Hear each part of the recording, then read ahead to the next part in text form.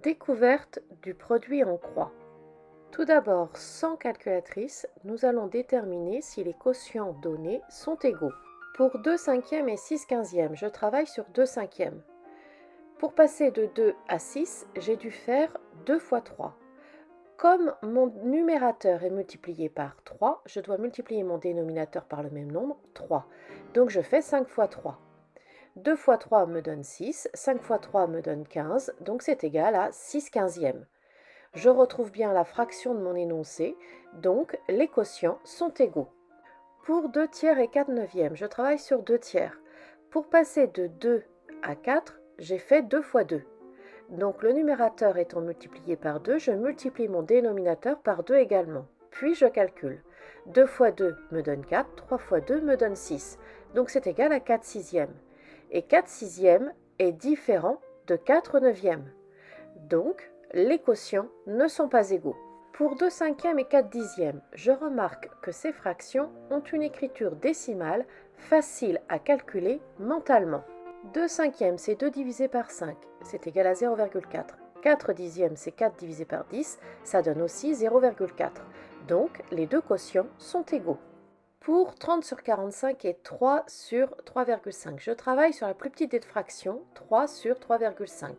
Pour passer de 3 à 30, je dois faire 3 fois 10. Donc, comme mon numérateur est multiplié par 10, mon dénominateur va être également multiplié par 10. Ça me donne donc 3 sur 3,5 sera égal à 30 sur 35. 30 sur 35, ce n'est pas la même fraction que 30 sur 45. Donc, les quotients ne sont pas égaux. Pour 5 tiers et 4 tiers, les deux fractions ont le même dénominateur mais pas le même numérateur, donc les deux quotients ne sont pas égaux. Pour 14 sur 21 et 8 sur 12, quand je n'ai pas de multiples dans les dénominateurs, ici je ne peux pas trouver facilement comment passer de 12 à 21. Je pense à simplifier mes deux fractions. 14 sur 21. 14, c'est 7 fois 2. 21, c'est 7 fois 3. Je peux simplifier par 7 le numérateur et le dénominateur. Donc 14 sur 21 va être égal à 2 tiers. Pour 8 douzièmes, 8 c'est 4 fois 2. 12 c'est 4 fois 3. Je simplifie par 4 le numérateur et le dénominateur. Donc 8 douzièmes est égal à 2 tiers également. Les deux fractions simplifiées me donnent 2 tiers, donc les deux quotients sont égaux. Maintenant, avec une calculette, c'est-à-dire que votre calculatrice doit être en format calcul et non pas en format mathématique. Respectez l'exigence de l'énoncé. Votre calculatrice ne doit pas simplifier les fractions. Quittez le mode maths. Grâce à ma calculette, j'ai une valeur approchée de mes deux quotients et je constate que les deux valeurs approchées sont égales. Je conclus que les deux quotients sont égaux. Et je fais la même constatation pour les deux autres quotients. Maintenant, je me rappelle qu'en mathématiques, les valeurs approchées ne sont pas très utilisées. Tentons de vérifier mes affirmations autrement. Je multiplie le numérateur et le dénominateur de 1596 sur 833 par le même nombre, qui est 119.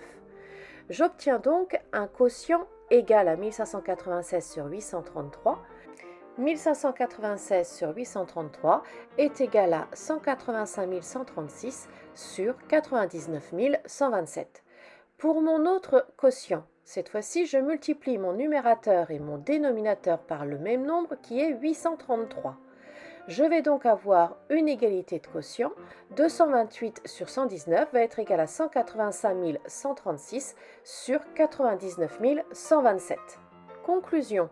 1596 fois 119 et 228 fois 833 sont les numérateurs et sont égaux. 833 fois 119 est égal à 119 fois 833, c'est le dénominateur commun aux deux quotients. Il est logique que les deux dénominateurs soient égaux car dans un produit, une multiplication, l'ordre des facteurs n'est pas important. 2 fois 3, c'est la même chose que 3 fois 2. Donc, 833 fois 119, c'est la même chose que 119 fois 833. Grâce à ces calculs, je prouve l'égalité de mes deux quotients. Pour mes autres quotients, je cherche à mettre au même dénominateur, donc je fais 66 317 fois 208 341 et 208 341 fois 66 317. Ainsi, je suis certaine d'avoir le même dénominateur. Pour mon premier quotient, étant donné que le dénominateur est multiplié par 208 341, je multiplie par le même nombre le numérateur. Pour l'autre quotient, je vais multiplier le numérateur également par 66 317. Les quotients ont le même dénominateur, c'est ce que j'ai cherché à faire. Quant au numérateur, j'obtiens 6 920 46 315 et 6 920 46 316.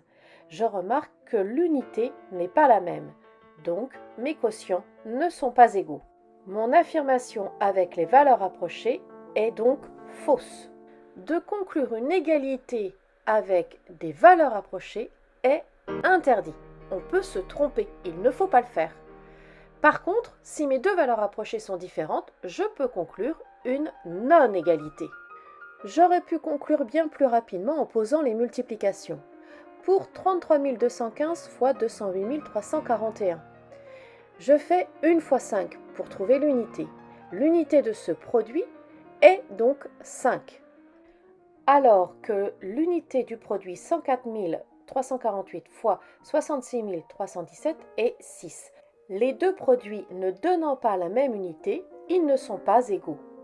Voici un mind map résumant les différentes méthodes pour démontrer une égalité de quotient. Vous remarquerez qu'à aucun moment je parle des valeurs rapprochées. Les valeurs rapprochées seront uniquement utilisées pour démontrer une non-égalité de quotient. Vous pouvez faire une capture d'écran et imprimer ce mind map.